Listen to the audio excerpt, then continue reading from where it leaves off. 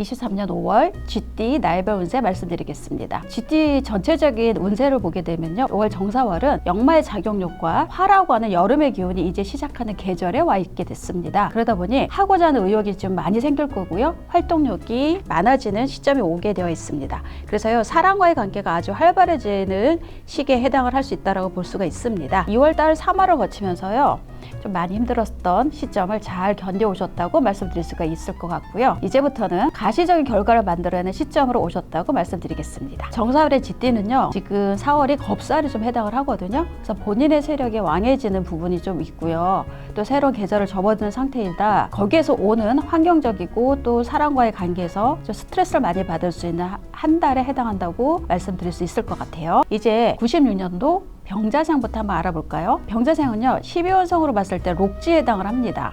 이 록이라고 하는 건요, 나의 뿌리가 탄탄하게 뿌려내린다는 의미가 좀 있어요. 그래서 나의 기운과 그리고 나의 역량과 이런 것들이 안정화시키는 달에 해당한다고 보시면 되는데요. 이때는요, 환경적으로는 경쟁 구도가 형성이 됩니다. 그래서 업무적인 부분에서는 경쟁 구도에서 내가 선점을 하고 이겨야 되기 때문에 철저한 준비가 필요한 시점이라고 말씀드릴 수가 있겠고요. 또 하나는 이기려고 하는 경쟁 심리보다는요, 실수를 줄이겠다고 하는 것이 훨씬 더 유리한 한 달이 됐다는 것도 좀 기억을 해두시면 좋을 것 같습니다. 이때는요, 시험은 상대를 제압하게 되는 시점이라서 좋은 시기에 해당을 하고요. 조직 내에서는 자리에 이동이 좀 있을 수 있어요. 그리고 금전운은 아주 여유로운 흐름을 가지고 갈 수 있고요. 근데 건강은 활동력이나 이런 부분들이 좀 많아지다 보니까 좀 쉽게 피로해지고 지칠 수 있기 때문에 유산소 운동처럼 활력을 조금 줄 수 있는 운동을 계속 해주신다 그러면 도움이 되실 거고요. 그리고 애정운은요, 그냥 친구처럼 좀 편안한 상대와 인연이 좀 있을 것 같습니다. 관계운에서는 사람들과의 좀 비즈니스적이고 공적인 관계가 형성이 될 것으로 보입니다. 84년생 갑자생인데요, 이때는 쥐띠 12운성으로 봤을 때는 병지에 해당을 합니다. 그래서 병지라고 하는 건요, 어떻게 보면 이제 역마 에너지가 굉장히 강한 달이에요. 그래서 움직임이 좀 많고요, 이동이 많고 변화가 좀 올 수 있는 이제 시기에 와 있다라고 볼 수 있습니다. 그리고 지금은요,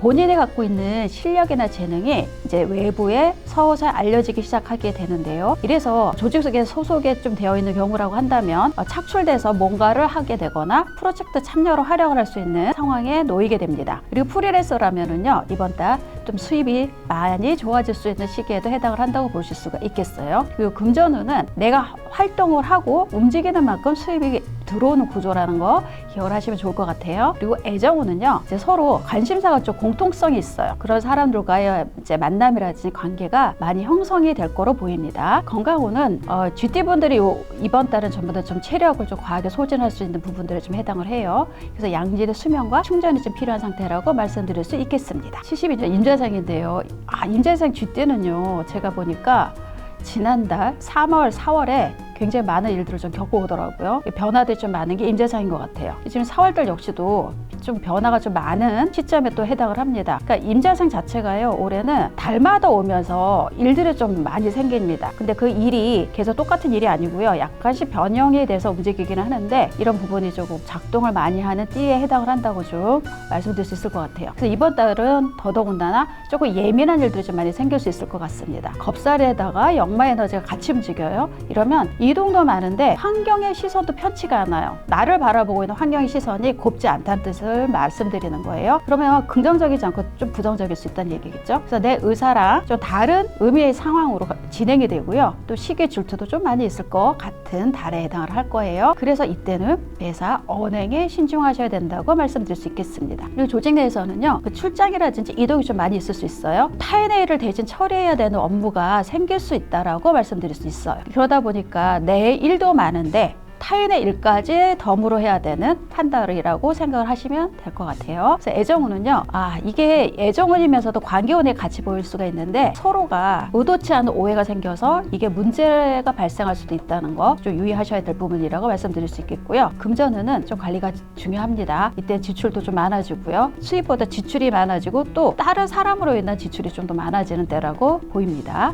건강운은요, 또 자신의 체력만 믿고 이 정도쯤이라고 하시면 안 됩니다. 그래서 관리 좀 잘 해주셔야 되고요. 그리고 항상 안전한 게 우선이니까요, 건강관리 잘 하시고, 또 하나는 이 쥐띠이신 분들이 올해 상황들을 보면은 약간의 사건, 사고, 약간의 다치는 이런 일들이 조금 종종 생기더라고요. 이런 부분 관리 잘 하셔야 될 거라고 말씀드릴 수 있겠습니다. 예. 64세네요. 60년생 경자생인데요. 경자생 쥐띠는요. 요번에는 조금 이띠 상황에서는 조금 복잡하게 얽히는 일들이 생길 수도 있겠다라고 말씀드릴 수 있겠습니다. 12호성은 장생지에 해당을 해서요. 주변에 도움이 있는 시기라서 물론 복잡하고 얽히고 설킨 일들이라고 하더라도 그 실태를 해결하는 날이 오히려 이번 달이라고 말씀드릴 수가 있겠고요. 주변 동료나 윗사람의 조언, 도움이 해결을 하는 중요한 모멘텀이 됩니다. 그래서 조직 내에서는요. 영역이나 지역 관리 업무라면 출장이 좀 많은 상황이 벌어질 수 있어요. 그리고 금전운은 수입도 있으나 또 지출도 그만큼 많은 흐름을 타고 있기 때문에 관리가 좀 필요하시겠죠. 애정운과 관계운은 약간의 서로 다른 의견 차이가 생겨서 갈등이 생길 수 있어요. 그래서 말 조심을 좀 하셔야 되겠다라고 말씀드릴 수가 있습니다. 건강운은요. 신경성 스트레스